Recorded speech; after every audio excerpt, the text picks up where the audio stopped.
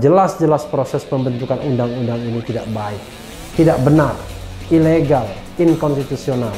Karena berada di ruang gelap-gelapan yang kita tidak tahu mana naskah resminya, mana naskah finalnya.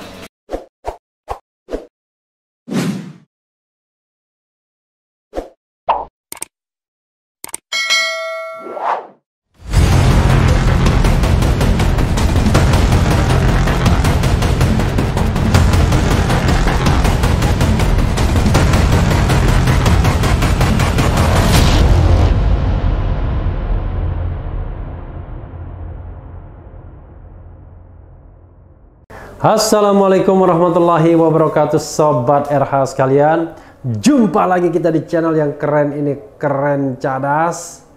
Kali ini saya masih mau mengubar tentang pro kontra undang-undang Ciptaker atau undang-undang Cilaka. Banyak korban sudah, korban di jalanan dan korban penegakan hukum. Tapi ini ada pendapat yang menarik dari Pusat Studi Fakultas Hukum UI yang mengatakan penyusunan Omnibus Law Undang-Undang Cipta Kerja sangat jorok. Jorok ya bahasanya ya. Kita bacakan ya. Tempo.co, Jakarta. Pusat Studi Hukum Tata Negara Fakultas Hukum Universitas Indonesia menilai penyusunan Omnibus Law Undang-Undang atau Undang-Undang Cipta Kerja ugal-ugalan. Luar biasa. Kayak main motor di jalanan saja ugal-ugalan ya. Hal ini dinilai mulai dari perumusan undang-undang dengan metode Omnibus Law hingga simpang siur naskah undang-undang yang telah disahkan. PSHTN FHUI menilai bahwa proses pembentukan undang-undang saat ini bukan lagi kotor, namun sudah sangat jorok, kata Ketua PSHTN FHUI Mustafa Fahri dalam keterangan tertulis Kamis 15 Oktober 2020. Jadi PSHTN itu Pusat Studi Hukum Tata Negara Fakultas Hukum Universitas Indonesia. Mustafa menjelaskan, perumusan dengan metode omnibus tak dikenal dalam Undang-Undang Nomor 12 Tahun 2011 tentang pembentukan peraturan perundang-undangan. Undang-undang ini sebenarnya sempat direvisi pada 2019, tetapi metode omnibus tak termasuk materi revisi. Nah, luar biasa kan? Kedua, Mustafa menyinggung adanya satuan tugas Omnibus Law yang tertuang dalam keputusan Menteri Koordinator Bidang Perekonomian nomor 378 tahun 2019. Masalahnya, Satgas ini dipimpin Ketua Umum Kamar Dagang dan Industri Kadin dan melibatkan sejumlah pengusaha.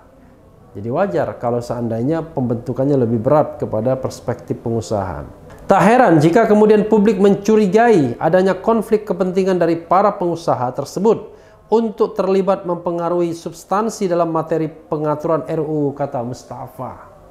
Ketiga, Mustafa menilai Dewan Perwakilan Rakyat terkesan bermain peta umpet sepanjang proses pembahasan pada pembicaraan tingkat 1. Ia menyebut rajinnya anggota Dewan menggelar 60 kali rapat non-stop dari Senin hingga Ahad, pagi sampai malam, bahkan di masa reses juga patut dicurigai.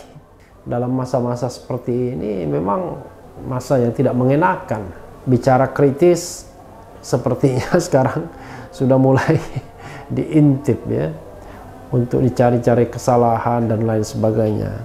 Sangat menyedihkan sebenarnya kalau negara demokrasi tapi perbedaan pendapat menyampaikan opini itu diganjar dengan katakanlah penegakan hukum, penangkapan, dan lain sebagainya.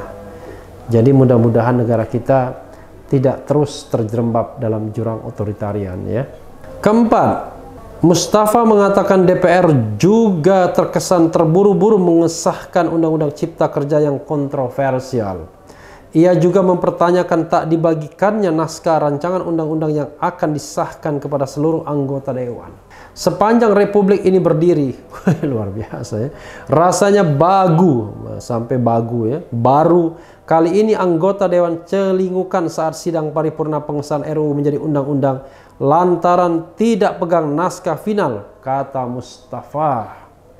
Mustafa berujar puncak segala kontroversi adalah adanya beberapa versi naskah setelah RUU disahkan menjadi undang-undang.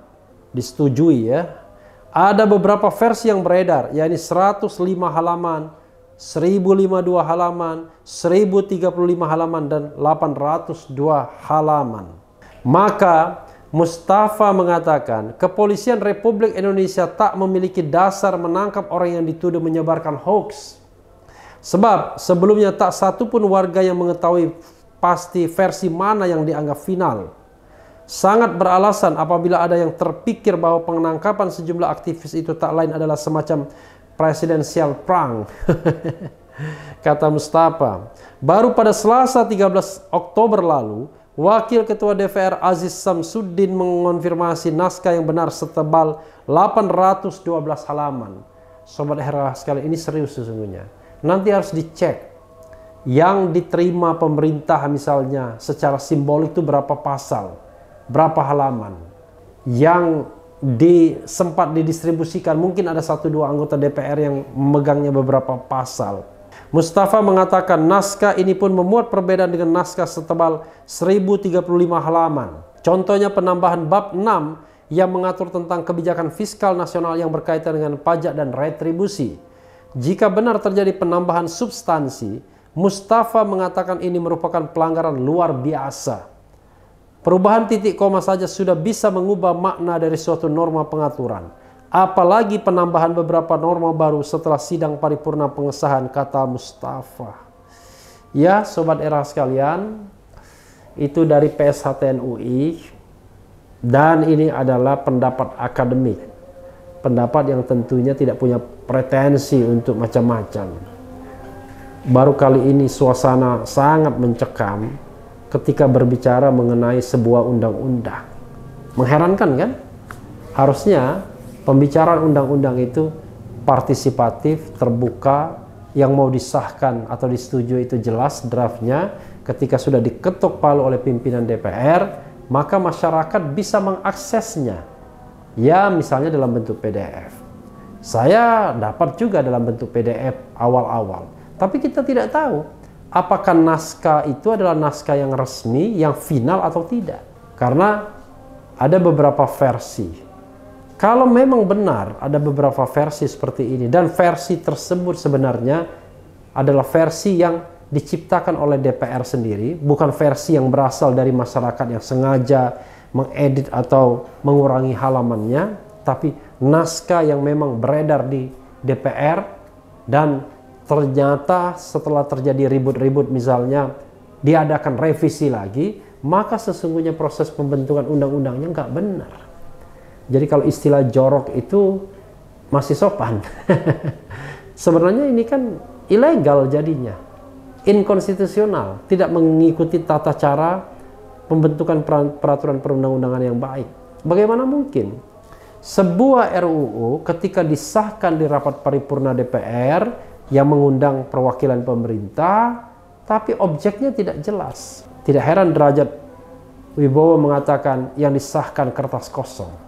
Lalu ketika ada perang klaim bahwa masyarakat atau kelompok masyarakat tertentu membuat hoax, dan Presiden Jokowi lagi-lagi saya katakan mengatakan bahwa ada 7 hoax yang beredar dan itu tidak benar, maka yang kita tanyakan adalah, karena ini sebelum tanggal 13 Oktober, apa dasar yang digunakan semua kita termasuk Presiden Jokowi untuk mengatakan ini benar dan ini tidak benar?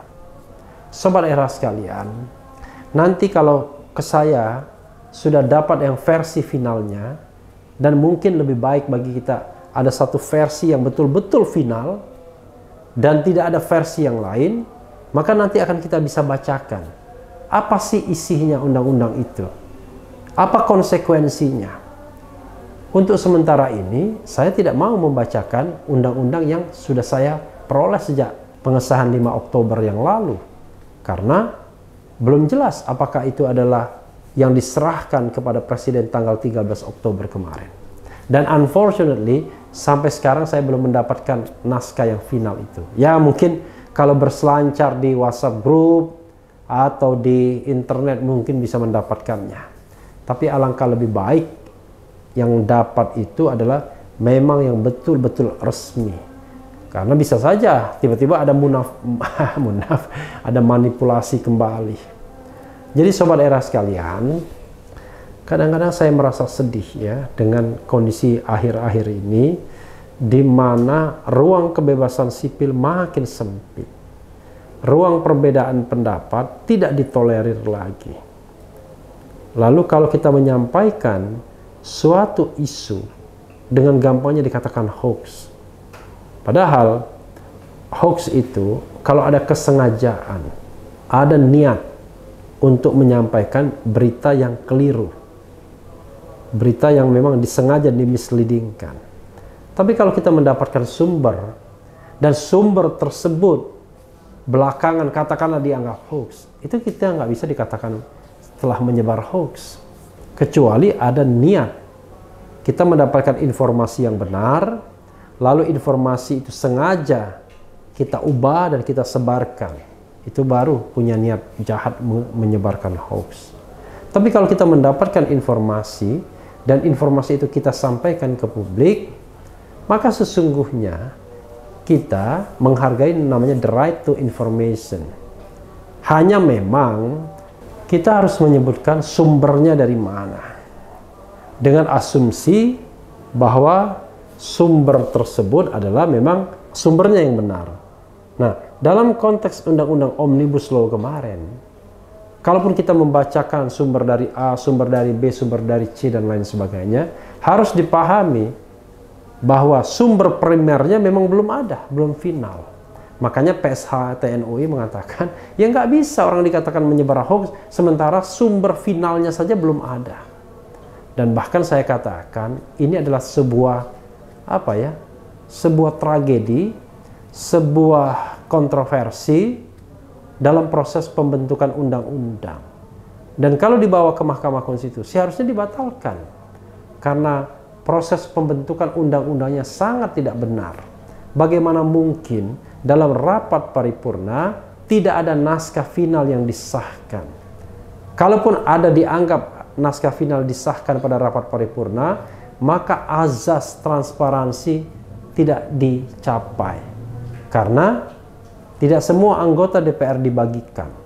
Bahkan sebagian besar tidak memiliki naskahnya. Lalu apa yang mereka setujui?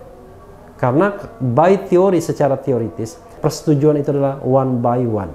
Satu orang anggota DPR punya hak satu suara. Walaupun kita masih menyandarkan diri pada fraksi dan partai politik, tapi pada hakikatnya setiap anggota DPR punya voting rights. Dan untuk menggunakan voting rights-nya, seorang anggota DPR harus tahu betul apa yang dia akan putuskan. Kalau dia tidak memegang draftnya, apa yang mau dia putuskan? Let's say, dia misalnya ingin menyampaikan dissenting, keberatan. Kan dia tidak punya dasar. Padahal, sah-sah saja seorang anggota DPR yang merupakan wakil rakyat menyampaikan dissenting karena menyalurkan aspirasi rakyat. Mengajukan yang namanya Minderheads Nota, nota keberatan. Nota keberatan tidak mungkin bisa disampaikan kalau naskah resmi atau naskah finalnya tak dibagikan. Jadi sobat era sekalian, kalau PSHTN mengatakan ini jorok, saya mengamini saja. Ya, kalau ada bahasa yang lebih kuat dari itu, saya juga mengamini, karena jelas-jelas proses pembentukan undang-undang ini tidak baik, tidak benar, ilegal, inkonstitusional, karena berada di ruang gelap-gelapan yang kita tidak tahu mana naskah resminya, mana naskah finalnya. Bahkan di antara anggota DPR sendiri masih silang pendapat hingga hari ini. Ada yang mengatakan tidak mendapatkan naskah, dan hanya segelintir orang yang mengatakan bahwa pada 5 Oktober 2020 itu sudah disetujui sebuah naskah resmi dan final. Bahkan belakangan naskah-naskah itu seolah-olah seperti diedit, sehingga tidak heran banyak muncul beberapa versi yang membuat kita bingung. Sampai kemudian versi terakhir yang kita tunggu-tunggu, seperti apa versi itu, untuk kita bahas dalam kesempatan lain. Yang penting tetap di channel ini, karena di channel ini Anda akan dirayu, ditipu, dibaperin, dicecar, diuber pula di jalur khusus. Karena channel ini adalah channel yang mengancam, memeras, dan membenci. Jangan lupa subscribe, like, comment,